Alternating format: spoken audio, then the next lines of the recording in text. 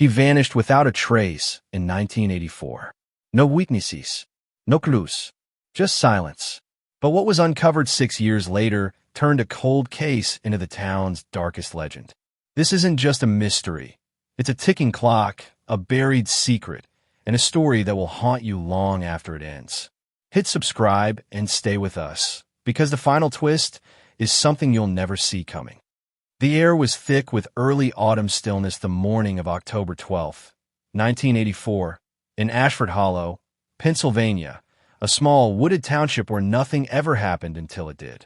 Just before 8 a.m., a light mist hung low over the rust-colored leaves carpeting the woods behind Timber Ridge Elementary. The sun hadn't broken through the dense cloud cover yet, and the world felt muffled, like it was holding its breath. It was a Friday. Benjamin Carter was 10 years old, with muddy sneakers, a lopsided backpack, and a gap between his front teeth that gave him a permanently earnest look. That morning, he left the house on Birch Lane like he always did, cheeks flushed from the cold, lunchbox swinging from his hand. His mother, Helen, watched him from the doorway as he crossed the street and disappeared down the wooded trail that led to the school, less than half a mile away. It was a shortcut, well trodden by kids in the neighborhood. She waved, he waved back. That was the last time anyone saw Benjamin alive. By 8:40 a.m., the first note of concern rippled through the school's front office when his teacher, Mrs. Kettleman, noticed Benjamin's desk empty. It wasn't like him to be late. At 9 o'clock, Helen received the call. She didn't panic, not right away. Maybe he'd twisted an ankle on the trail. Maybe he'd gotten distracted and wandered off. Maybe, God forbid, he was playing hooky, but none of those things were like Ben. Helen called her husband, Mark, who left his job at the paper mill and drove straight home, his knuckles white on the steering wheel. They both searched the trail, retraced every step between home and school, calling his name until their voices cracked. By noon, the police were involved. Ashford Hollow's police department had a staff of 6. They meant well, but they were unequipped for what would come. At first, they combed the woods with officers and volunteers, calling, whistling, checking behind trees and underbrush. But nothing. Not a sock. Not a wrapper. Not a sound. The trail Benjamin had walked every day since 2nd grade offered no clues. It simply swallowed him. By sunset, helicopters were buzzing overhead. Flashlights danced in the trees. The woods, which had always been a place of play and freedom, now loomed like something ancient and cruel. Helen stood at the edge of the trail, fists clenched so tight her nails dug bloody crescents in her palms, whispering his name like a prayer. Mark was shouting, pacing, ready to punch the earth itself if it gave no answers. Neighbors brought casseroles, but no one could eat. Journalists arrived by the 2nd day. Flyers went up. TV stations played Benjamin's school photo over slow, somber music. The police questioned everyone: family, neighbors, school staff. Nothing. Days turned to weeks. Dogs were brought in, cadaver and scent, but they caught no trails. Psychics called, some claiming Benjamin was with angels, others swearing he was in water. None led to anything but deeper heartache. Helen stopped sleeping. She kept the porch light on every night. The kitchen window sill grew crowded with tiny figurines Benjamin had collected. She stopped cooking, stopped laughing. She started hearing things, whispers, the creak of floorboards, the soft pad of footsteps she hoped were his. Mark grew quieter, then angry, then silent again. He spent his evenings in the garage, sanding down pieces of wood only to break them in half and start over. They stopped talking about the future. On the 6-month mark, the authorities scaled back the search. The leads had dried up. There was no body, no suspect, no motive. Benjamin Carter had simply evaporated. And then came the rumors. Kids at school whispered about a man in a gray coat who watched from the trees. Someone swore they saw a white van near the trail. Another claimed Benjamin had been dared into the storm drain near Ridge Creek. Police investigated all of it. None of it held up. A year passed. Helen went to therapy. Mark refused. They fought more. He accused her of giving up. She accused him of hiding. On Benjamin's 11th birthday, they visited the trail. She brought a balloon. He brought a bottle. Neither spoke. That night, Mark didn't come home until nearly dawn. The town moved on, slowly, uncomfortably. The Carters became a cautionary tale, grief-stricken ghosts haunting PTA meetings and church services. Helen quit her job. Mark took a transfer to a different mill. They lived like roommates. Strangers. 2 years. 3. Helen started leaving notes in glass bottles and tossing them into Ashford Lake. She never told anyone why. Just messages to the void. For years, the tree bin used to climb in the front yard began to rot. Helen refused to have it cut down. She'd sit beneath it for hours, sometimes crying, sometimes staring, sometimes talking. 5 years. A new family moved into the house next to the trail. Their children were told not to use it. But they did anyway. No one could blame them. The shortest path is hard to ignore, even when it's shadowed by legend. The 6th anniversary came and went with little ceremony. Helen had begun volunteering at a missing persons center in Harrisburg. Mark had filed for legal declaration of death in absentia, something she couldn't bring herself to attend. And then it happened. It was August 19, 1990. A heat wave scorched the Northeast. A contractor named Earl Maddox was clearing land behind the school to expand the football field. His crew had bulldozed through a dense thicket where the trees grew in close, roots tangled like clenched fists. About 30 yards into the project, one of the machines caught on something solid underground. They assumed it was a rock. It wasn't. Beneath just 2 feet of soil, they found what looked like a makeshift wooden box, rotted and collapsed on one side. Inside were shreds of what appeared to be fabric. Bones. A small, torn blue backpack with a single patch on the front. Astroman, the same one Helen had sewn on herself. The site was cordoned off. Investigators flooded the area. Forensic teams confirmed the bones were human, child-sized. There was no sign of trauma, no blunt force, no fractures, just decay. And most curiously, no sign of burial tools. No shovel marks. The hole had been precise, clean, almost surgical. The real horror wasn't the bones. It was what was found under them. Carved into the wood lining the box, though faded, were scratch marks. Dozens. Hundreds. They told a story no parent should ever have to imagine. Benjamin Carter had been buried alive. He hadn't vanished in a flash or been taken far away. He'd been right there, in the woods, beneath everyone's feet for 6 years. The box was too small for movement. He had clawed at it until his nails broke. The inside showed clear signs of struggle. But how had no one heard him? How had no dogs found him? Why was there no smell? No shifting earth? How had the ground resealed so cleanly? More questions than answers. And then, beneath the remains, tucked between the planks, they found it. A piece of paper, soaked and rotted, but partially legible, preserved by the dry pockets of wood. The writing was shaky, desperate. It read, "I hear them, above me, walking, laughing. Please, please, I'm still here." Asterisk. The ink faded before the sentence finished. Helen collapsed when they told her. Mark vomited in the station parking lot. Reporters circled like vultures. The whole country watched Ashford Hollow become a headline again. But the horror wasn't over. A deeper investigation began. Forensics scanned the soil and determined that the box had been buried after the initial search had ended.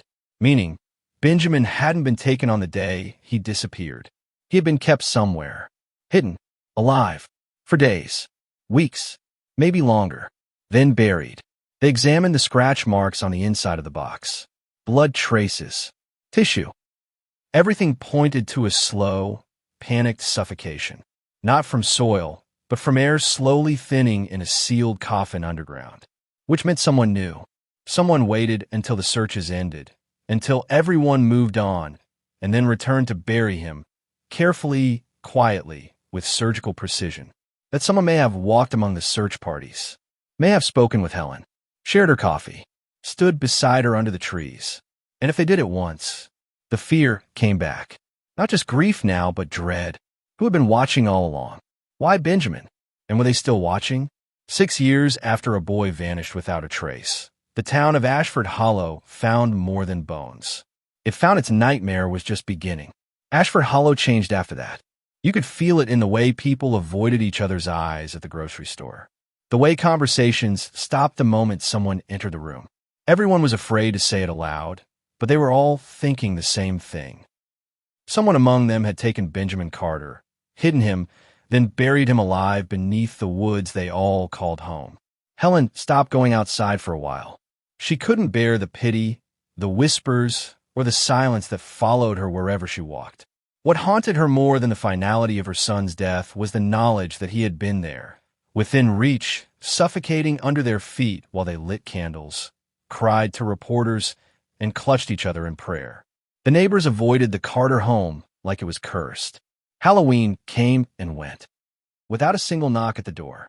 At night, Helen would sit in Benjamin's old room, the one she had never brought herself to clean out, and trace her fingers along his dresser, wondering which day had been his last breath. Mark, on the other hand, grew manic. He started obsessing over the box, the construction of it, the way the wood had been sanded smooth, like it had been made for a child. Not improvised, not hurried. Someone had built that box before Benjamin ever went missing. He brought blueprints home from the local hardware store, measured the dimensions over and over again. 5 feet long, 18 inches wide, 16 deep. It had ventilation holes that had been sealed from the outside. Someone had known exactly how much air a child would need, and how long it would take for that air to run out. The police reopened the case. This time, they weren't just looking for a missing child. They were hunting a predator who had waited 6 years to be discovered. FBI profilers were brought in. They examined the box, the burial site, the writing, the scratches. They said whoever had done it had planned it carefully. This wasn't impulsive. This was practiced, controlled, methodical, but still no DNA, no fingerprints, no hairs.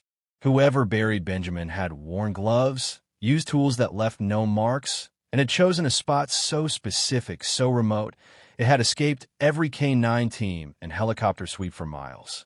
The media returned in a frenzy. Talk shows speculated wildly. Some claimed Benjamin had been taken by a cult. Others whispered of secret tunnels beneath the school. One paper even ran a headline suggesting the Carters themselves had something to do with it. Helen's estranged cousin, Mark's brother with a prior DUI, a vague financial stress that didn't exist. But the truth was simpler and far more terrifying. Whoever did it had waited, and maybe they were still waiting. One night in early October, almost exactly 6 years to the day since Benjamin vanished, Helen was sitting on the porch alone. It was late, close to midnight. Mark had been spending more and more time away, driving through the night just to get out of town. The air had that same heavy stillness it did in 1984. Too quiet. Even the wind was afraid to move. She heard something, a rustle, a whisper of movement in the woods at the edge of the trail. She stood, heart climbing her throat, and stared into the darkness. There was nothing. No footsteps. No animals. No wind. Just silence. Then a shape. A figure. Just barely visible. A man, tall, in what looked like a gray coat. Standing. Watching. Her breath caught in her lungs like glass. She called out. But the moment she did, he stepped backward into the trees and was gone. She told Mark. He didn't believe her. Said it was her mind playing tricks, the grief reawakening her worst nightmares. But she knew it wasn't a memory. It wasn't her imagination. It was him, the one who had taken Benjamin. She told the police. They searched the woods. Found nothing. Not even footprints. The rain had erased any trace. 3 weeks later, something worse happened. Another child went missing. Her name was Kelsey Hamlin. 8 years old. Blonde hair. Green eyes. Lived just 3 blocks from where Benjamin had lived. Disappeared on her way to ballet class on a Saturday afternoon. Her mother swore she'd only been out of her sight for 10 minutes. The pink jacket Kelsey had been wearing was found the next morning, folded neatly on her front porch. The town spiraled into panic. Parents pulled their kids from school. A curfew was enforced. Volunteers patrolled the streets. But it was no use. Kelsey was gone. No sign. No straggle. Just gone. And Helen knew, with a certainty she didn't understand, that whoever had taken Benjamin had taken her too. She begged the police to check construction sites. Empty fields. Places with freshly turned soil. They did nothing. Then, 2 days later, Mark received something in the mail. No return address. Just an unmarked manila envelope. Inside was a single Polaroid. A wooden box. Dark interior. A child's hand pressed against the lens. And the same words scratched into the wall beside it. Please, I'm still here. Asterisk. The FBI traced the photo. It was real. Unedited. Recent. But where it had been taken, they couldn't tell. There was no background. No landmarks. Just darkness. Helen screamed when she saw it. Mark vomited again, just like 6 years before. The same nightmare. Repeating. But this time they had a chance. The agents swarmed the town. They checked every abandoned property, every basement, every registered sex offender within a 100-mile radius. Nothing. Then a break. An old woman who lived near the Carter residence, Mrs. Delamarche, came forward. She'd been watching the news, watching the photo, and she remembered something. Back in 1984, a man had come to her door offering to fix her roof. Tall, gray coat, said he was with a roofing company out of Allentown. She never hired him. Said something about his eyes made her feel cold. She'd seen him again, a few weeks ago, standing across the street from the school, watching. The police pulled contractor records, found nothing under the name he'd given. No such company, but they did find something else. 3 other towns, 3 other missing children, all vanished between 1982 and 1990, all within 60 miles of Ashford Hollow, all near wooded areas. And in each case, at some point before the disappearance, someone had filed a permit to install underground storm drains. The permits had been signed under different names, different companies, but the handwriting was the same.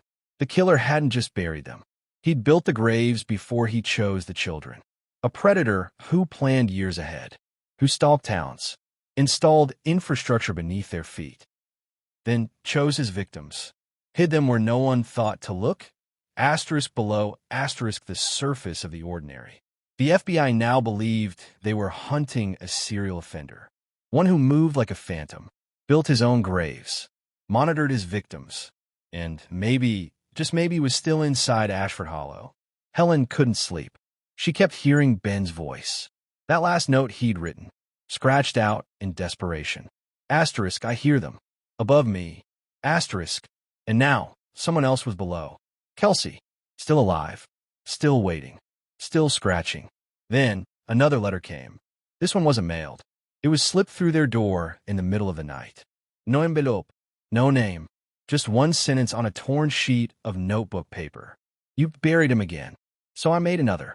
Asterisk. Helen collapsed. Mark punched a hole in the wall. Whoever it was, they knew where they lived. Had been there. Close. Watching. The police placed surveillance. Cameras. Patrols.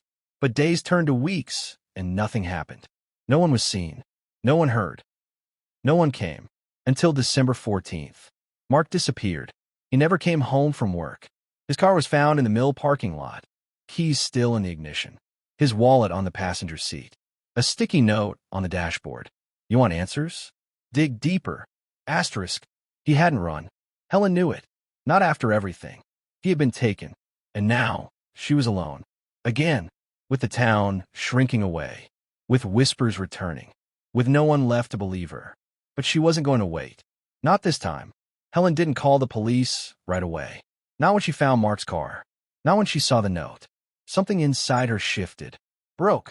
Not the kind of break that leads to collapse, but the kind that hardens, that reshapes itself into steel. She'd spent 6 years waiting for answers. 6 more grieving a death she never understood. And now the only person who still tethered her to the world had vanished.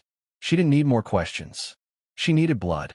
She drove the car home, parked it in the driveway, took the sticky note and pinned it to the corkboard in the kitchen, next to the missing posters, the news clippings, the Polaroid, and the drawing Benjamin made the week before he vanished. You want answers? De deeper, asterisk asterisk. She stared at it for hours. At 3 in the morning, she took a flashlight and walked the old trail behind the school. Leaves crunched under her boots. The wind murmured in the trees. The same place, the same silence. Except now, the trail felt alive, breathing around her, hiding something just beyond reach. She stopped at the place where Benjamin's body had been found, though there was nothing there now. The ground had been leveled, grass regrown, and a wooden bench placed in memory of him, carved with his name and dates. A bitter little tombstone for a town pretending to have closure. Helen knelt beside the bench, ran her hand across the wood, and whispered into the dirt, "I'm not waiting anymore." Then she stood up and walked deeper into the woods, farther than the search parties had ever gone. She didn't know what she was looking for, but something pulled her forward. She reached a clearing, and there, in the center, stood a wooden structure she had never seen before, an old tool shed, rotted at the edges, its roof sagging inward. It looked abandoned, forgotten, but as she stepped closer, she saw that the ground around it had been cleared. Recently, the dirt was loose, turned, disturbed. Her heart thudded. She didn't have a shovel, just her bare hands. She dropped to her knees and began digging. 30 minutes passed. Her nails split. Her knuckles bled. Sweat stung her eyes. And then her fingers hit wood. Smooth, sanded, familiar. A box, exactly like the one Benjamin had been buried in. She screamed, scrambled back. Her flashlight flickered, then died. Darkness swallowed her. She heard something behind her. A footstep, the crunch of a leaf. She froze. Then a voice, low, rasping, inches from her ear. Too late. She turned. No one. She ran, branches toward her face. Her lungs burned. She didn't stop until she reached her house and slammed the door behind her, chest heaving. The next morning, she returned with police. The shed was gone. Not just empty, asterisk on star. No wood, no disturbed earth, no sign of her digging. Just untouched grass and a ring of pine needles where nothing had been moved. They didn't believe her. But the cuts on her hands told a different story. They assigned a detective to watch her. A therapist called. The church sent casseroles again.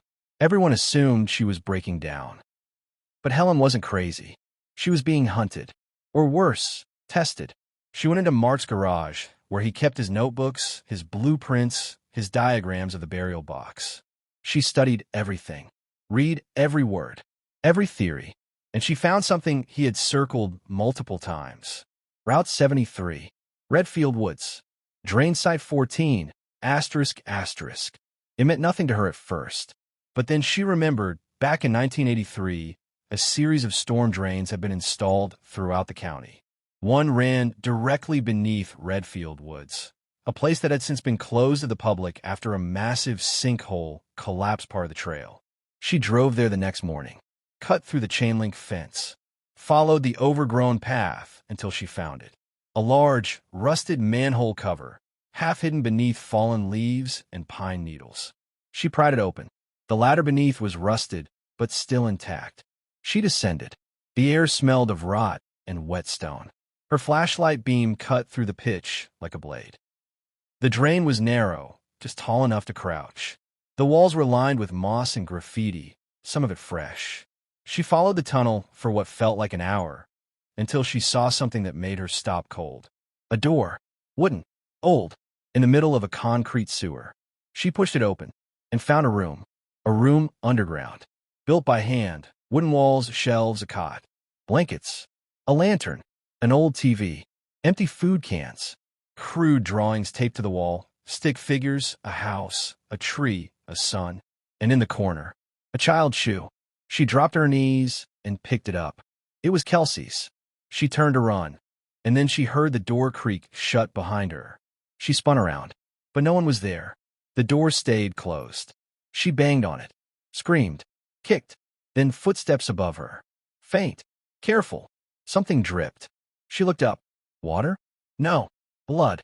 She stepped back, and then the whisper returned. You're getting warmer. That night, Helen emerged from the tunnel shaken but alive. The door had eventually opened on its own, or someone had let her out. She didn't know which was worse. She gave the police everything. The room, the drawings, the shoe. They returned the next day. It was gone. The room was gone. The door was sealed in concrete. No sign it had ever been opened. The wall was solid.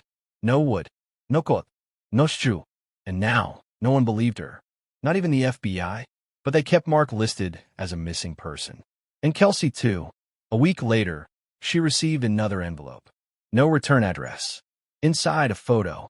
Mark, alive, lying inside a coffin identical to Benjamin's. Pale, eyes wide open, a mask over his face, connected to a breathing tube, and scrawled on the back of the photo in childish handwriting. "Do you believe now?" Helen screamed until her throat tore. She called the FBI, showed them the photo, but by the time they arrived, the envelope was gone. Taken, like everything else. She began to unravel, or at least, that's what the town believed. She started marking maps on her walls, drawing connections between disappearances, circling addresses. She barely ate, barely slept, but she was close. She could feel it. There was a pattern. She realized each disappearance had happened near construction projects, storm drains, electrical rewiring, road repaving.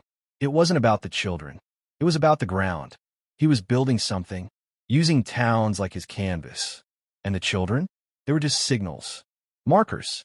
To her horror, she discovered that another project had just been approved.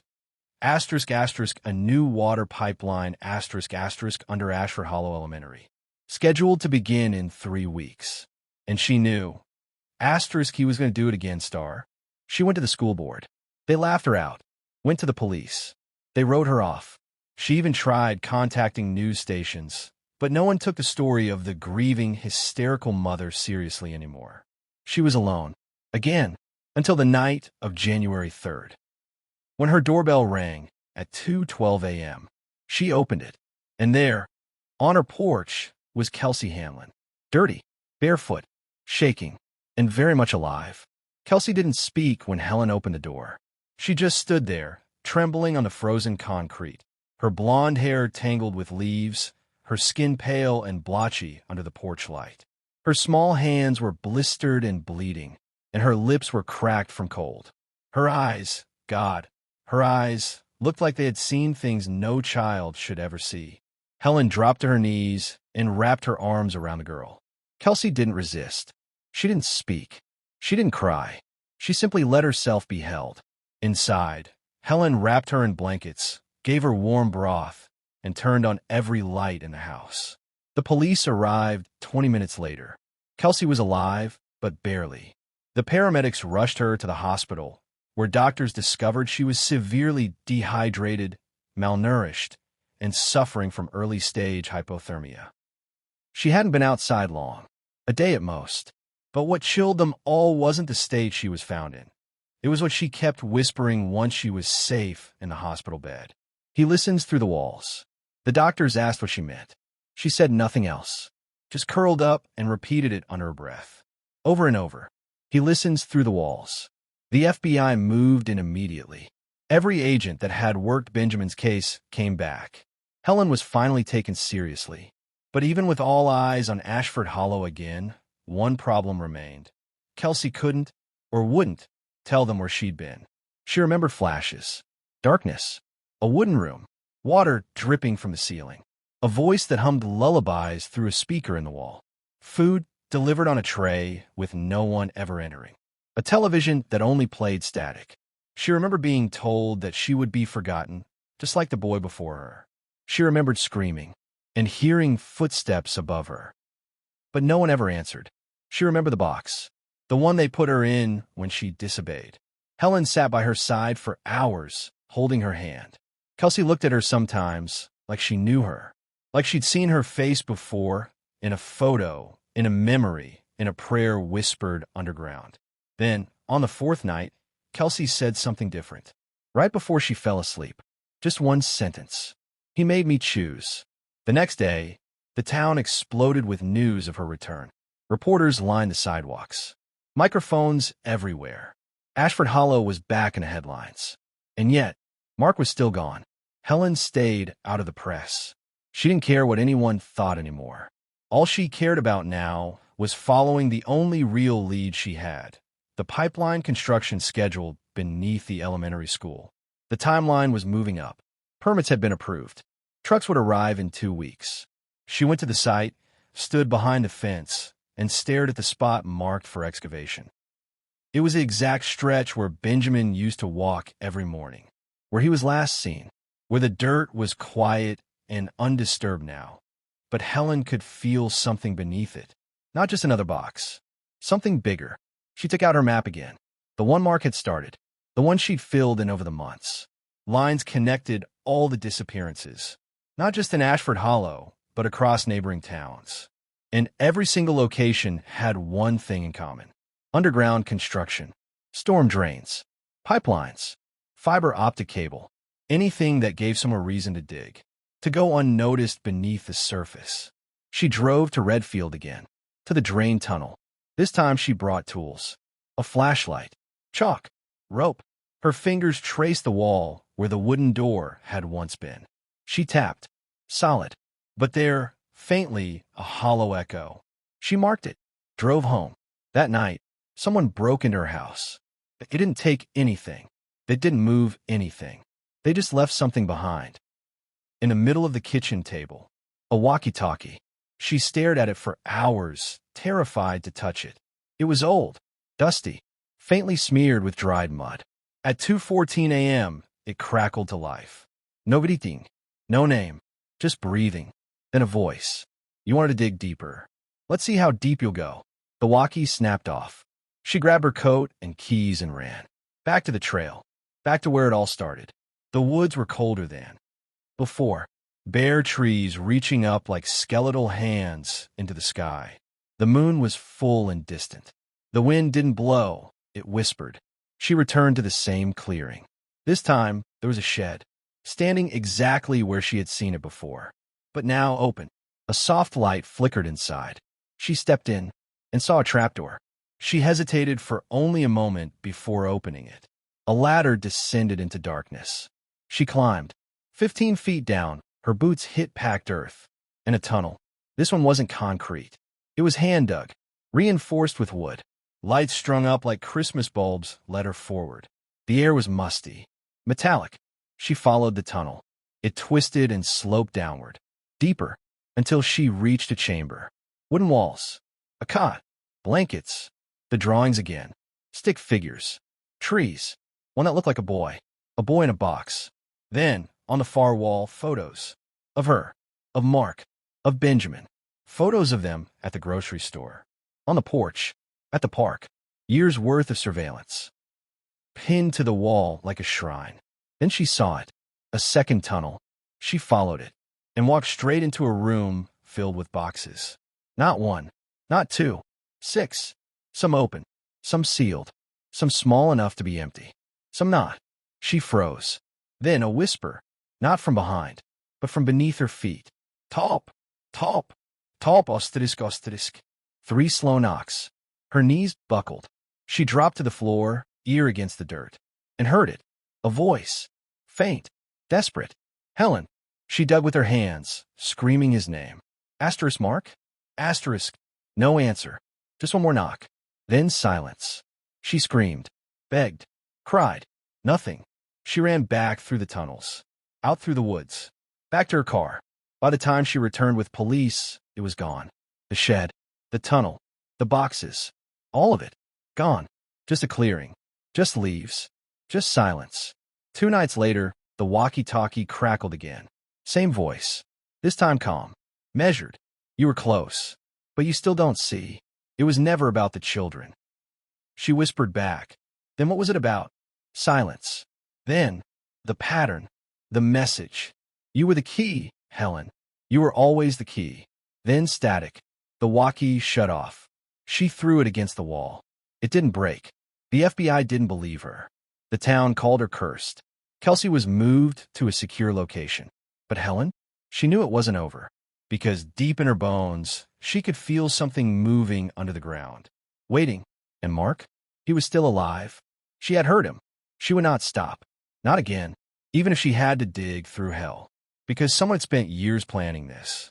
Not just to bury a child, but to bury truth. The summer of 1990 settled over Brook Hollow like a humid, unrelenting fever. 6 years had passed since the cold, cloudless morning when Tommy Granger vanished without a trace, and the quiet little town that had once shone with nostalgic Americana had grown hollow with loss and discomfort. Most of the neighbors no longer made eye contact when passing the Granger house. A few of them had moved away, and for those who remained, there was an unspoken rule to not mention 1984, not in front of Ruth and Alan Granger, not in public, and certainly not in church. But in the darkest corners of that summer, something stirred again. It began with the sound of shovels hitting earth. Late one evening, a local construction crew had been tasked with clearing out a long-abandoned property just 2 streets over from the old Granger house. The Thompsons' property had sat untouched since the family had fled Brook Hollow in '85 under whispers and rumors that never found names. Now, developers wanted to build condos. Bulldozers arrived, fences came down, and decades of weeds and decay began to disappear until they reached the garden shed. It wasn't even a proper shed anymore. The roof had collapsed, the back wall rotted straight through, but the cement foundation beneath was oddly intact. When the excavator hit something beneath it, something metallic, hollow, and obviously man-made, the foreman ordered the crew to stop. They found a metal panel. It wasn't part of any shed. It looked like a door, not a basement door, not a storm shelter. It had a lock, a heavy one, rusted shut. Police were called within the hour. Detective Raymond Kerr had long since moved out of missing persons cases. He was supposed to retire in 4 months. He didn't expect to be pulled back into the nightmare that had haunted his early career, but the moment Dispatch said, "We found something under the old Thompsons shed," his stomach dropped with the kind of dread you only feel when you already know what you're about to hear. The panel was removed the next morning. Beneath, it was a narrow cement shaft that went down almost 10 feet. The air that rose from it was thick, sour, ancient. Kerr stood over it, flashlight trembling, and saw metal rungs built into the wall leading down into a tight, man-made pit. The air tasted like mildew and rot, like wet stone, like secrets. At the bottom was a space. Not wide, maybe 6 by 6 feet. The walls were cement, the floor dirt, flattened but disturbed.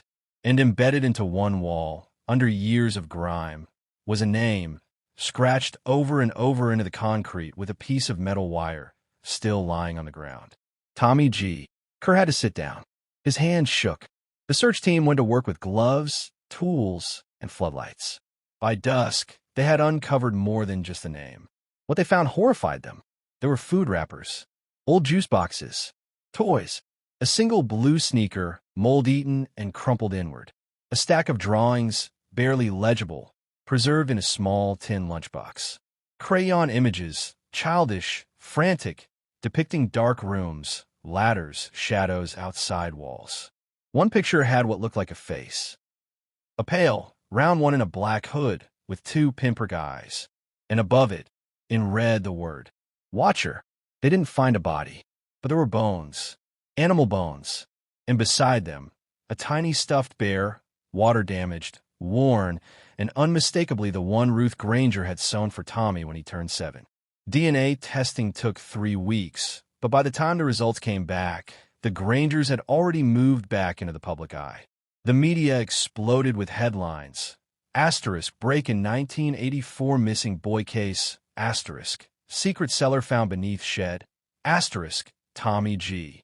Scratched into wall in creepy basement.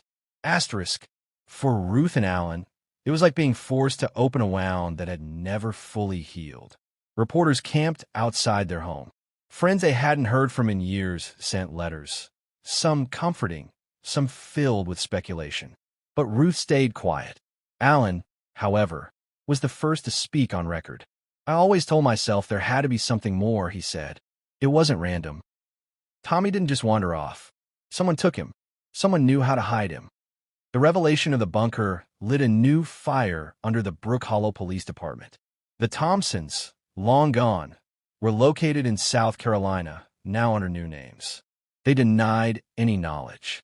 "That shed was there when we bought the house," Mrs. Thompson insisted during a phone interview. "We didn't build anything underground." But blueprint from the county's housing office revealed something chilling. The property had been surveyed in 1983. There was no mention of a bunker. meaning it had been added after. Someone had gone to great lengths to build a hidden room beneath that shed. Someone with time, knowledge, and a disturbing reason for wanting a hidden space with a locked metal door. Detective Kerr pushed his retirement back. He began reopening files, poring through interviews from 1984, rechecking every neighbor, every maintenance worker, every person who had access to backyards and basements in that area. He was looking for a pattern, a missing link, something they'd missed all those years ago. He didn't expect it to come from a librarian. Mrs. Eileen Hart was cataloging old library cards when she found one registered to a Mr. C. Walker that had been red flagged for overdue books. The address? The Thompsons' home. The card had been issued in May 1984, just 1 month before Tommy vanished. But no one by the name C. Walker had ever officially resided there. And then Kerr remembered something else. One of Tommy's classmates had mentioned, during the earliest interviews, that Tommy had sometimes talked to a Mr. Charlie, a man who lived in the green shed house. The detail had been dismissed as childish imagination. Now it felt like a missing puzzle piece snapping into place. Kerr ordered background checks. He searched construction permits. He ran the name Charles Walker through every known database from 1980 to 1990. And then he found it. An employee log from a contractor hired to do plumbing and maintenance on 4 Brook Hollow homes in the spring of '84. One of those homes was the Thompsons. The name of the subcontractor listed? Charles Edwin Walker, ***. No address. No photo on file. The man had vanished by 1985. But on record, he had been inside the Thompsons' property 5 times in the 2 months before Tommy disappeared. And in his job description, * independent contractor, custom structural modifications. * the forest had changed since that winter of 1984. What once seemed like a familiar, silent cathedral of pines now bore the scars of time and trauma. The underbrush was thicker, the ground more uneven with deadfall and moss, and every trail seemed to lead in spirals, as though the forest itself refused to let anyone leave the same person who entered. It was a gray morning in late October 1990 when Vincent and Marie drove the same gravel road that had once taken their son, Oliver, away from them. There was no foliage left to soften the bones of the landscape, and the skeletal trees stood like sentinels. The forest, though still, hummed with old energy. Vincent's hands trembled on the steering wheel. Marie clutched a small box on her lap. It contained Oliver's favorite toy car, still dusty from the attic. They didn't know why they brought it, only that it felt like he should have something from home, in case this ended where they both feared it might. Detective Reeves met them at the checkpoint, where the excavation crew had been stationed for the past 3 days. She had aged since they last saw her, the hopeful glint in her eyes replaced by a quiet resilience. She motioned for them to follow her on foot down a narrow path, choked with roots. "We need to prepare you," Reeves said quietly as they walked. "What we're uncovering, it's not straightforward."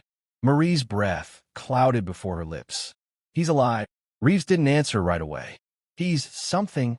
As they approached the site, a strange scent hit their noses. Not rot, but earth mixed with something metallic and old. The excavation zone was a shallow depression about 50 feet off the main trail, barely visible unless you knew what you were looking for. Yellow tape fluttered in the breeze.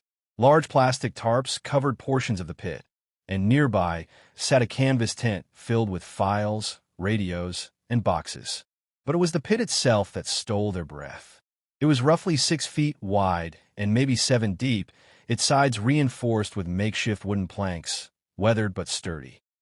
And at the center of the excavation stood something no one could explain. A small wooden chamber, roughly the size of a closet. It had been buried under layers of soil and leaf debris, preserved in eerie perfection. The wood hadn't rotted away as it should have over time. The door had a latch, asters from the inside star. Marie whispered, "He built this?" "Not him," Reeves said gravely. "We believe it was prepared by someone, but we don't know who yet." There were artifacts scattered inside. Remnants of water bottles, faded comic books, a cracked flashlight, a child's sleeping bag, and in one corner, something that made Marie stagger back. a wall covered in drawings. Dozens of them. Pages torn from school notebooks, backs of cereal boxes, and even tree bark. All covered in crude sketches, stick figures, forests, a house that looked vaguely like theirs, and something else repeated over and over. A black shape with jagged arms and hollow eyes. Marie's hand went to her mouth. He was here. He lived here. No signs of a body, Reeves said, but we found fingerprints. A full set. We're still confirming DNA. Vincent stepped toward the hole, shaking. How long? Based on decomposition rates, residue, and the state of the food containers, we estimate he was alive for at least 18 months after he disappeared. Marie collapsed to her knees. 18 months. That meant Oliver had survived the winter of 1984. He had drawn, eaten, slept, waited. Why didn't he come home? Vincent asked, voice cracking. Reeves handed them a small cassette tape, carefully stored in a plastic evidence bag. We found this in a sealed container, along with instructions. It was labeled, for my mom and dad, when they're ready. Marie's fingers shook as she reached for the bag, holding it like it was Oliver himself. Vincent stared at it as though it might disintegrate if looked at too hard. Later that evening, back in a motel, they played the tape. The hiss of static gave way to a trembling child's voice, unmistakably Oliver's. Older than they remembered, but still him. His first words were a whisper. I think I'm okay now. Marie clutched her chest. I've been down here a long time. I don't know the days anymore, but I remember what happened. I remember how it started. The tape continued, and what followed was a harrowing, fragmented recounting of events that shattered everything they thought they knew. Oliver talked about the man in the green coat, how he was kind at first, offering chocolate and stories. He said the man's name was Mr. Derry, but he didn't know if that was real. Oliver said he was brought to the woods to hide, and that he wasn't alone at first. There was another boy for a while. He was older than me. He cried a lot. Then one day he was gone. Oliver described a tunnel that led to another chamber. Those search crews hadn't yet found it. He said he used to hear scratching at night. Not animals, but something speaking in clicks. He started to draw it to stay sane. He called it the Keeper. Then the voice changed. Less childlike, more hollow. I think the Keeper made Mr. Derry go away. I never saw him again after the third storm. He described how food began appearing mysteriously outside the hatch door. How someone or something was watching him, protecting him. He didn't know if it was real or if he had made it up to survive. The final words on the tape were the hardest to hear. I'm not sure if I'm still real. If you find this, don't come looking for me. Not because I don't love you, but because I'm not sure I'm me anymore. Silence. Vincent wept, silent and bent in half. Marie stared ahead blankly, lips mouthing Oliver's words. The next day, cadaver dogs and ground-penetrating radar scanned the area. What they found, however, was not a body, but another hatch. This one much deeper, hidden beneath twisted roots. It took hours to unearth. The entry was rusted shut, but when they forced it open, the air that rose was icy and stale, like it had been sealed for decades. Inside was not another chamber. It was a narrow shaft carved into the earth, leading deep down, too deep for a child to have dug. No ladder, just smooth dirt walls descending into blackness. One of the workers dropped the glow stick down. It disappeared without a sound. A decision was made to send a specialized camera into the shaft. It was slow, attached to a motorized winch. As it descended, the temperature dropped. At about 60 feet down, it struck something, not solid but soft, pliable. The camera rotated. A human hand pressed to the lens, pale, thin, almost translucent. But when the camera reeled back up, there was nothing there. The footage went viral within 48 hours. The media storm reignited, and with it came someone no one expected. A man appeared at the police station 3 days later. He looked like he hadn't slept in years. Hollow eyes, gaunt cheeks, and a shuffling gait. His ID said his name was Dennis Carey, age 57, but it was what he held that caused the officer at the front desk to press the emergency button.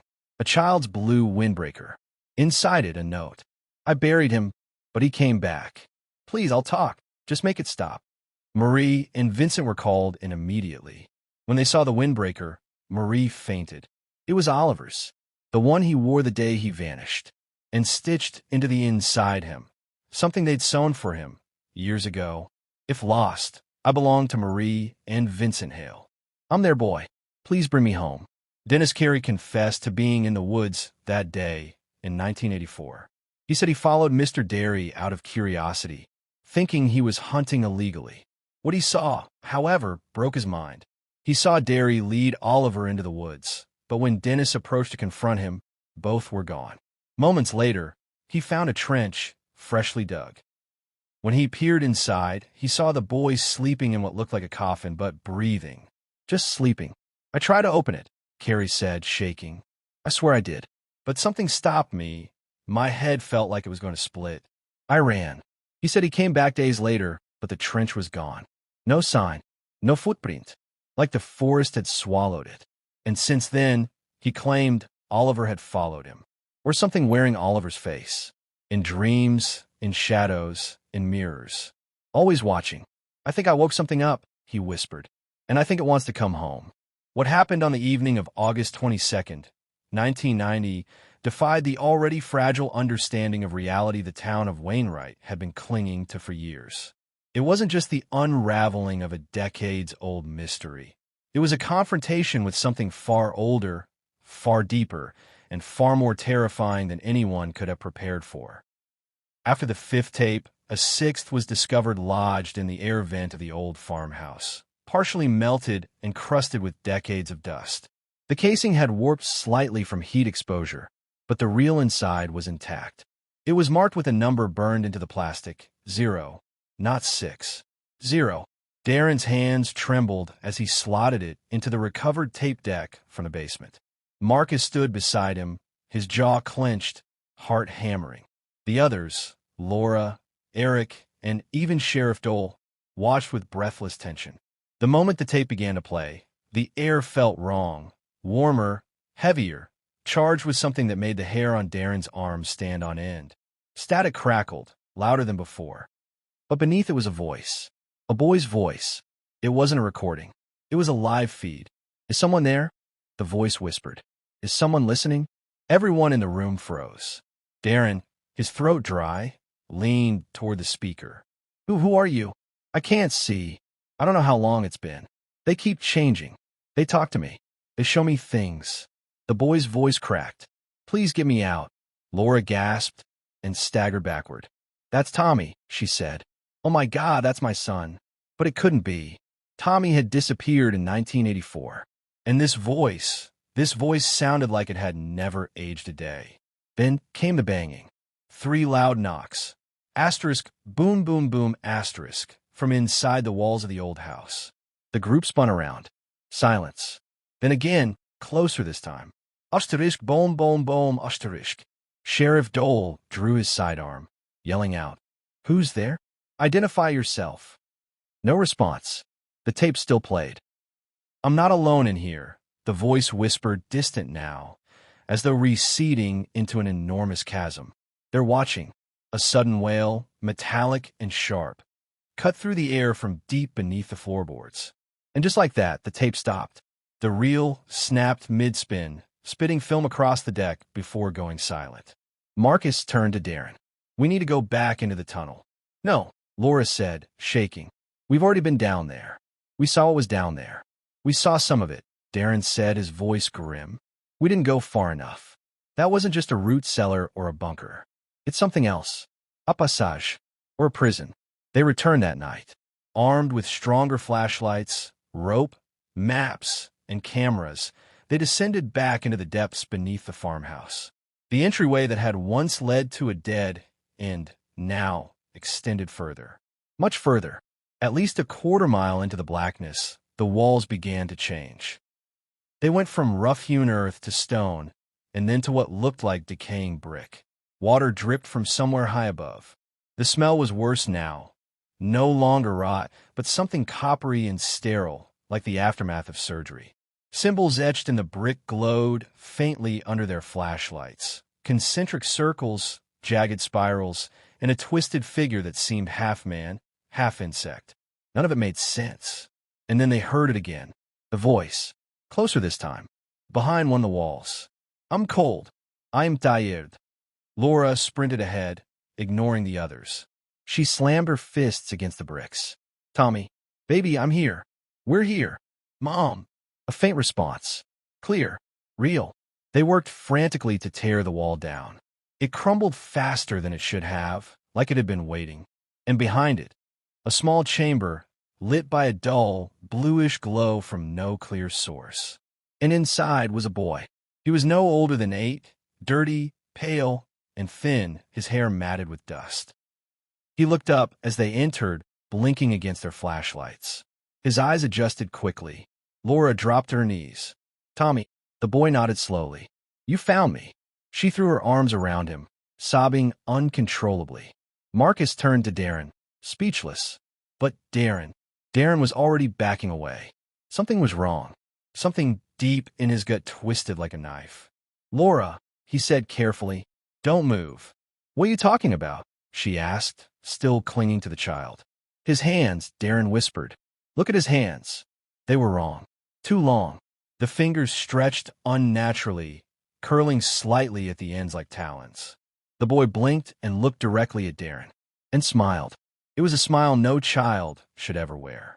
Cold, ancient. Then the lights went out. Panic erupted. Screams. Shuffling.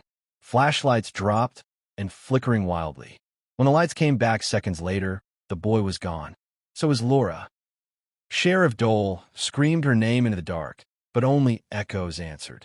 The chamber was empty. No hidden passage, no trapdoor, just the dust and that awful silence again. They searched for hours. The tunnel split into more sections, some collapsing into darkness, others blocked by solid rock. But there was no trace of her. Only the smell remained, the copper and salt and something fouler. When they returned to the surface at dawn, everything had changed. The farmhouse was gone. Where it had stood was now just a field of scorched earth, blackened and cracked. The vehicles they'd arrived in were untouched, as was the equipment, but the house itself had vanished like it had never been there. Sheriff Dole put out an emergency call, and by afternoon, the area was crawling with state police, news vans, and black SUVs with no logos. Men in suits took control of the scene within hours, cutting off the perimeter and confiscating all physical evidence, including the tapes.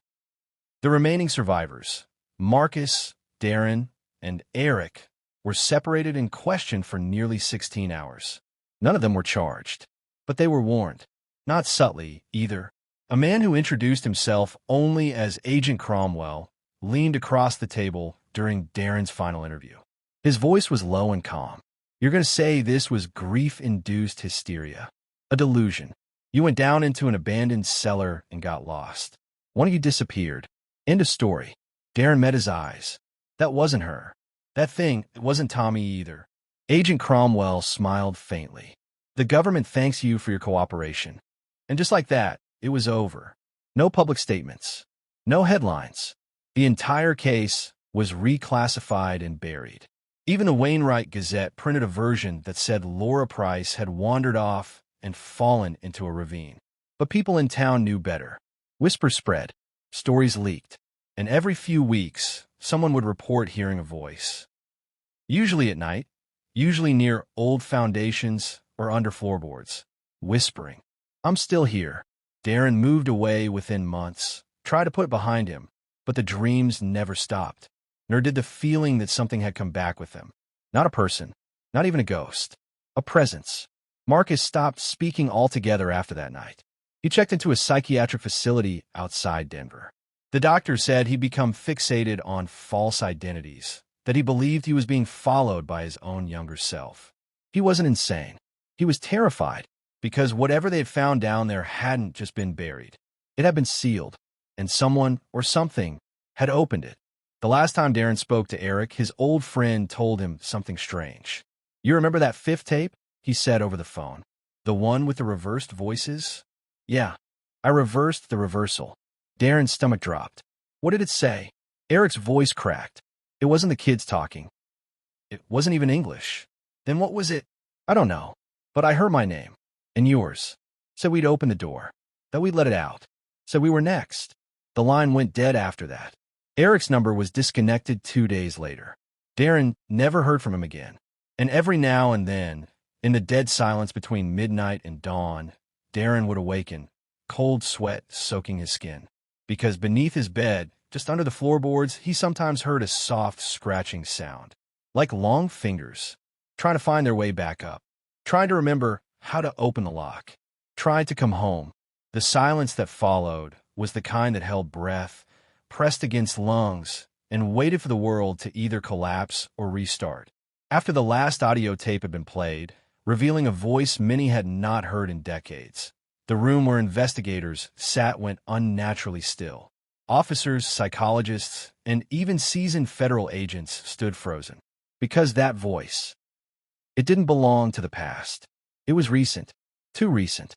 Forensics ran the tape through audio aging software. The result chilled everyone to the core. The recording had been made less than 6 months ago. And so began a second descent into a case no one believed had a second chapter. The voice was unmistakably adult, still holding onto the familiar inflection of a boy lost in time. Simon Keller. The boy who had been buried alive in 1984, rescued from the underground cell in 1990. Except this voice didn't sound rescued. It sounded institutionalized.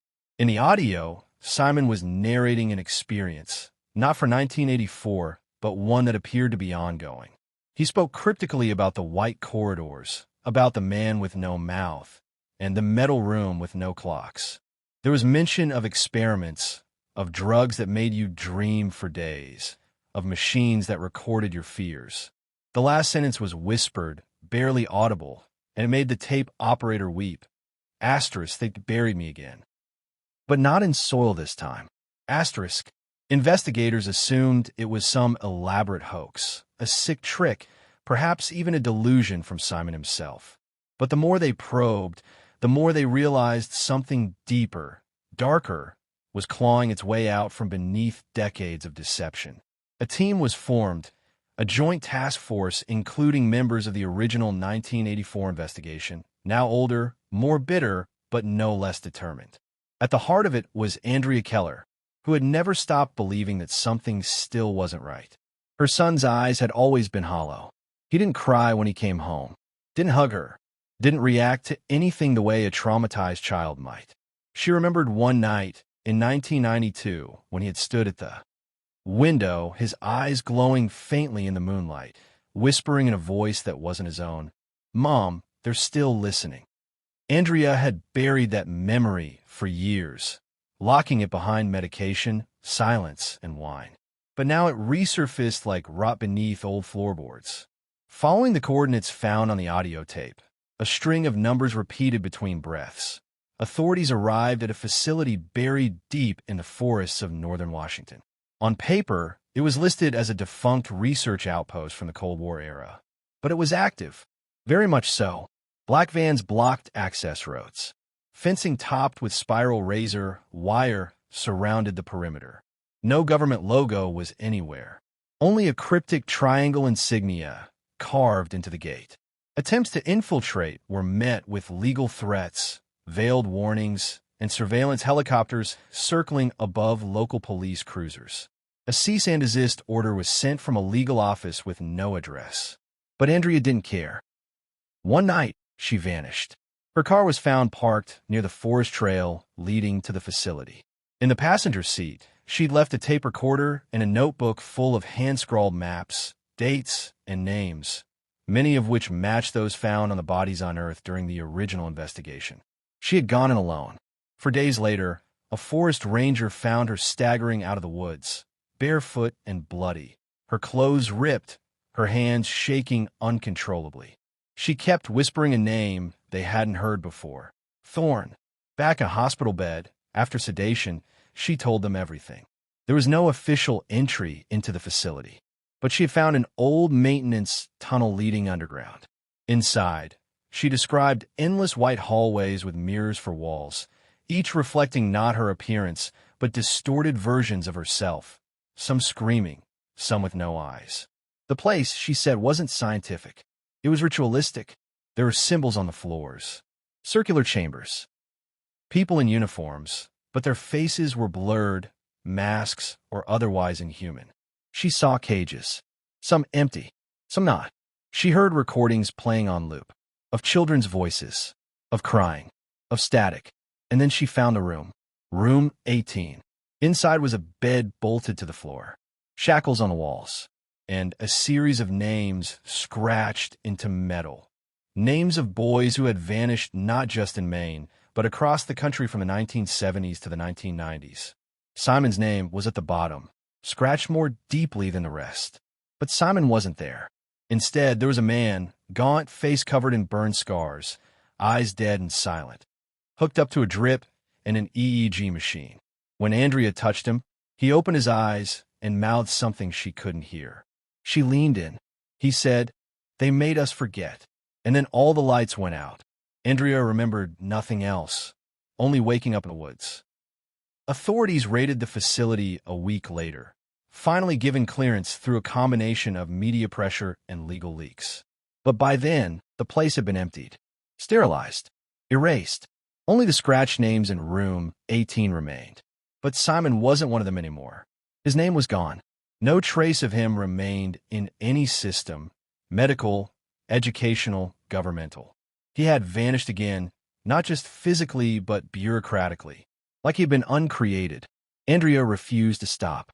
She published her story online, releasing everything: the tapes, the maps, the diary entries, the details of room 18. The public backlash was immediate. A storm of protests, online campaigns, conspiracy theories. Parents from other cold cases began to surface, reporting similar circumstances, disappearances that felt too clean, too well disguised, too intentional. And then something happened no one expected. A man claiming to be Simon Keller turned himself in at a psychiatric hospital in Oregon. He was 42. He had no memory of his life before the age of 30. But he knew the names. He knew the tunnels. He knew the voice on the tape. DNA confirmed it. It was Simon. But here's the part no one could explain. He wasn't the same Simon rescued in 1990. He was older, aged naturally, as if that Simon had never been rescued, had continued living underground, or somewhere in parallel all those years. So who, then, had come back in 1990? Who was the boy who stood at Andrea's door, eyes hollow, whispering about being watched? When they showed current Simon photos of that boy, himself, he panicked, screamed, said that wasn't him. That was the other. That was the placeholder. That was what they put in place to keep everyone calm. And then he said something that made Andrea collapse in her chair. They were never just burying us. They were planting us. The psychiatric report stated Simon was experiencing a complex delusional memory reconstruction. But others believed something else. That there had always been two Simons. The real one, taken, and the construct, sent back. Which begged the question, how many others have been replaced? And who, or what was behind it? In the months that followed, other facilities were uncovered. Some abandoned, some active. The FBI opened investigations that were quickly sealed. Journalists covering the stories disappeared or recanted under suspicious circumstances. And slowly, the media moved on. But Andrea didn't. Every year, she returned to the forest. She still believed her real son was out there, or something of him was.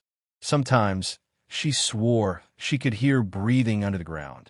Sometimes, she whispered into the soil, "Simon, if you're listening, I'm still here." And sometimes the earth whispered back,